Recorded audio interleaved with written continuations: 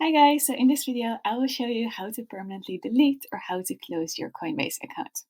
So after logging in, you will see your dashboard and you want to go to your account settings. So you go to manage account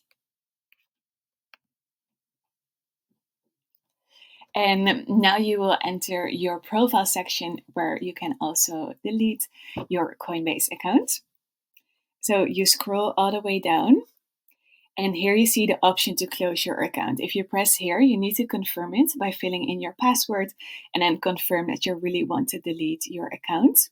Before doing this, make sure your account balance is 0. Otherwise, you won't be able to close your account. If you have any other issues with closing your account, have a look first at the Coinbase help section.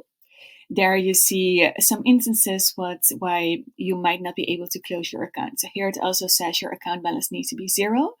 If your balances are too small to cover the fees, you can send this to another Coinbase customer, and I know you can also donate this to someone else.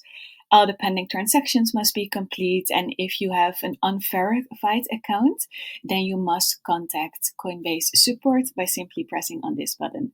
And that's it. This is how you can delete your Coinbase account. If this video helped you, make sure to put a thumbs up or to leave a comment and subscribe to the channel. Thank you for watching.